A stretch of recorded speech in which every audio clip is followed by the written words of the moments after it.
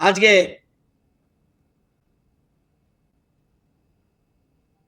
সত্যি বলতে আমরা এই বেদনার কথা অনেক আগে বুঝেছিলাম এবং আমরা এটা বলতে চাই, আপনারা জানেন মাননীয় মুখ্যমন্ত্রী ডাক্তার মানিক শাহ এ বিষয়ে ব্যক্তিগতভাবে কতটা আন্তরিক ছিলেন এটা আমি নিজে জানি।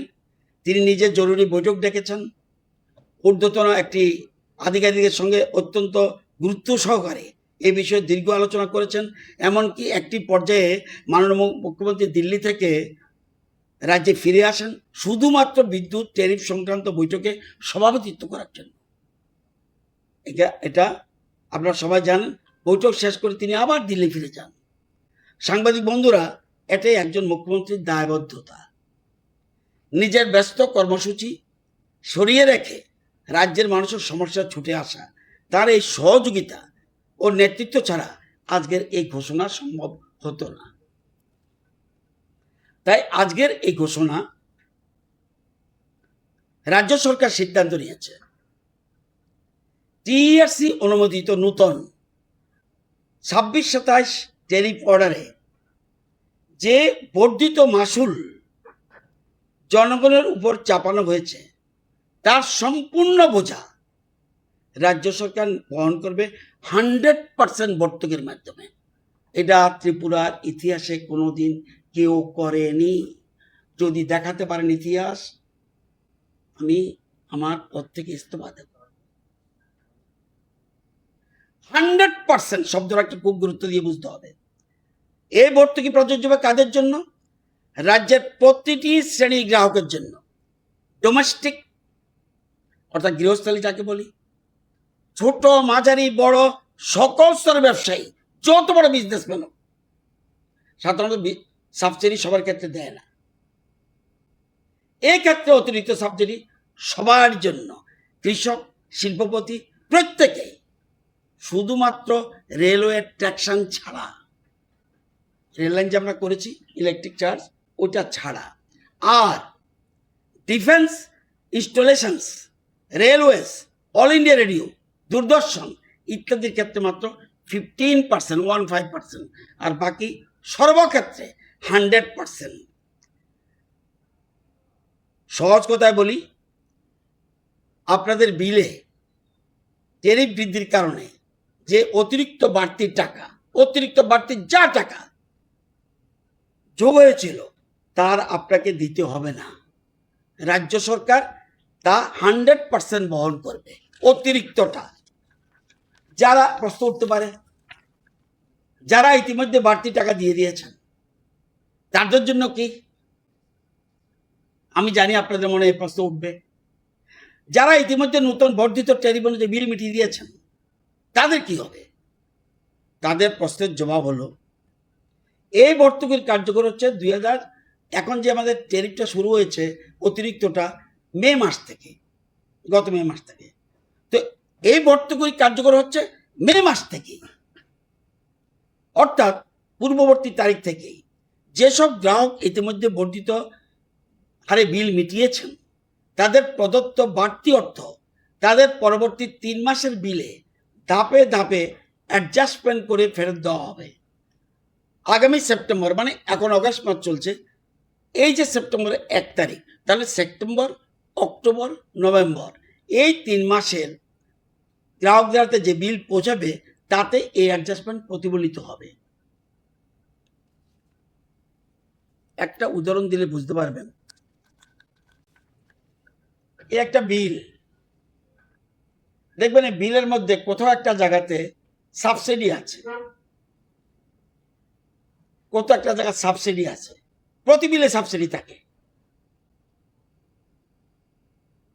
সে শুরু থেকেই, যেমন সাবসিডির কথা পরে বলছি, এই যে বিলটা, এটার মধ্যে একটা জায়গাতে আছে, দেখুন 12 নম্বর জায়গাতে সাবসিডি আছে। তার মানে যেমন এই লোকটা সাবসিডি কত পেয়েছে? 79 টাকা 92 পয়সা। এবার 3টা জায়গায় সাবসিডি থাকবে। কতটা? একটা দেখা যাবে সাবসিডি, মানে বর্তমানে সাবসিডি যেটা চালু আছে, সরকার এখন সাবসিডি দিচ্ছে। তাও এটা বলে রাখি আপনাদের, সরকার, ত্রিপুরা বর্তমান সরকার সাবসিডি দিচ্ছে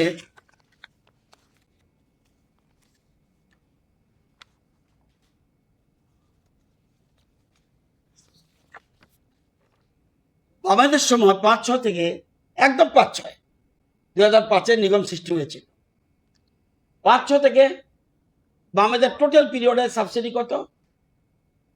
40 কোটি দিয়ে শুরু করেছে, টোটাল 40 CR। লাস্ট তারা প্রতি বছর 16-17 এসে 49 CR কোটি এক বছরে যাদেরকে সাবসিডি দেওয়ার কথা। আর আমরা 59 দিয়ে শুরু করেছি, 59 crore 47। আজকে যেটা বলছি এটা না, কিন্তু নর্মাল সাবসিডি 59-47। 2023-24-এ 63 কোটি 91 লক্ষ, 24-25-এ 68 কোটি 3 লক্ষ, 25-26-এ 72 কোটি 43 লক্ষ, লাস্ট 26-27 যার বর্তমানে 77 কোটি 57 লক্ষ। তার মানে সাবসিডি এখনো পাচ্ছে। তাহলে এই যেটাই বলছিলাম, ওই যে বলতে পারেন এই কিভাবে অ্যাডজাস্ট করবেন। এই যে সাবসিডি একটা জায়গা আছে, সেপ্টেম্বরে বিলে দেখবেন 3 জায়গায় সাবসিডি থাকবে। এক, নর্মাল সাবসিডি যেটা দীর্ঘদিন ধরে চলে আসছে। দ্বিতীয় টাকা থাকবে এডিশনাল সাবসিডি। এবার হলো আরেকটা সাবসিডি থাকবে এরিয়ার সাবসিডি, ওই যে বলবো 3 মাসে মিলাবে। তাহলে ধরুন এই লোকটাকে দেব, নর্মাল সাবসিডি পাবে 79 টাকা 92 পয়সা, এডিশনাল সাবসিডি পাবে 162 টাকা, এরিয়ার সাবসিডি পাবে আবার 162 টাকা। অর্থাৎ 3 মাসে ক্লিয়ার হয়ে যাবে। তার মানে সেপ্টেম্বর মাসে একটা শেষ হবে, অক্টোবর মাসে আরেকটা শেষ হবে, নভেম্বর মাসে আরেকটা, তো ডিসেম্বর মাসে গিয়ে আবার নর্মাল ওই 2016 এপ্রিল মাসে যা ছিল সে জায়গায় চলে যাবে। এটা বোঝানোর জন্য বলছি। তো এটা অ্যাডজাস্টমেন্টের চোখে পড়ে যাবে আপনাদের। বন্ধুরা, আমরা কিন্তু চোখ বন্ধ করে বসে থাকিনি। খবরের কাগজের পাতায়, সোশ্যাল মিডিয়ায় প্রতিটি পোস্টে রাজ্যের মানুষের যন্ত্রণা আমরা পড়েছি, দেখেছি, অনুভব করেছি। আমার এখনো মনে হচ্ছে একটি খবরে দেখেছিলাম, মনে রাখবেন 3টার সময় ফোন করলো, আমি ধরি ফোন, রাগ হই বাট ধরি ফোন। একটা খবরে দেখেছিলাম একটা রিক্সা চালক ভাই বিদ্যুৎ বিল হাতে কাউন্টারে দাঁড়িয়ে, আর তার চোখ দুটো ভেজা। এই ছবিটা আমরা ভুলতে পারিনি। আপনারা জানেন রাজনীতিতে এসেছে অনেক ছোট বয়স থেকে, রাস্তায় হেঁটে মানুষের পাশে থেকে। তাই জনগণের নারী স্পন্দন বুঝি, নতুবা এত বছর রাজনীতি করতে পারতাম না। অল্পতে বুঝে ফেলি what is the sentiment of the people. আজ এই সভা থেকে কথা দিচ্ছি, আপনারা যে বিশ্বাস, যে জনমত নিয়ে আমাদেরকে এই দায়িত্বে বসিয়েছেন, সেই বিশ্বাসের সঙ্গে কোনো অন্যতা হতে দেব না, ফলাফল যাই হোক। মাসের শেষে হিসাব কষে যারা বিদ্যুৎ বিল মেটান, যে কৃষক সেচের পাম্প চালানোর খরচ নিয়ে চিন্তিত থাকেন, যে ছোট দোকানদার প্রতি মাসে সংসারের হিসাব মেলাতে হিমশিম খান, তাদের প্রত্যেকের হাতে সেপ্টেম্বরে বিলে থাকবে একটা স্বস্তির বার্তা। এটাই এই সরকারের প্রতিশ্রুতি এবং আর এটাই তার বাস্তবায়ন। তাই আজকে শেষ কথা হলো, সাংবাদিক বন্ধুরা, রাজনীতিতে অনেক প্রতিশ্রুতি হয়, অনেক ঘোষণা হয়, কিন্তু আজকের এই ঘোষণা একটু আলাদা। এটা একটা সিদ্ধান্ত যা আজ থেকেই কার্যকর এবং যার সুফল আপনারা সামনের মাসে নিজেদের বিলে দেখতে পাবেন। রাজ্যের ইতিহাসে এই প্রথম কোন সরকার, একটি সরকার তার গ্রাহকদের 100% অর্থাৎ অতিরিক্ত সম্পূর্ণ বোঝা নিজের কাঁধে তুলে নিল। এটা কোনো সাধারণ প্রশাসনিক সিদ্ধান্ত নয়, এটা একটা বার্তা। এই সরকার সংখ্যার সরকার নয়, এই সরকার মানুষের সরকার। মাননীয় প্রধানমন্ত্রী শ্রী নরেন্দ্র মোদীজি সবকা সাথ সবকা বিকাশ এই মন্ত্রকে সামনে রেখে মাননীয় মুখ্যমন্ত্রী ডক্টর মানিক শাহের নেতৃত্বে গতকাল রাজ্য মন্ত্রিসভায় এটা আমি ইচ্ছা করলেও পারি না। রাজ্য মন্ত্রিসভায় অতিরিক্ত বর্ধিত মাসুলের 100% সাবসিডি দেওয়ার সিদ্ধান্ত গ্রহণ করা হয়েছে। এই জন্য সরকারের তহবিল থেকে 77,57 লক্ষ টাকা ভর্তুকি ছাড়াও এই আরো অতিরিক্ত 117,13 লক্ষ টাকা ব্যয় হবে। এটা ত্রিপুরা রাজ্যের ইতিহাসে এই প্রথম 100% ভর্তুকি কোনো ভারতবর্ষের কোনো সরকার দিয়েছে বলে আমার অন্তত জানা নাই। এবং 77.57 প্লাস 117.13 অর্থাৎ টোটাল ভর্তুকি রাজ্যে এই বছর যাচ্ছে 194,70,00,000। এবং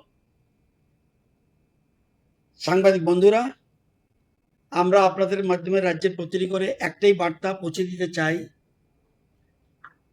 আপনাদের কষ্ট আমরা শুনেছি, আপনাদের যন্ত্রণা আমরা বুঝেছি।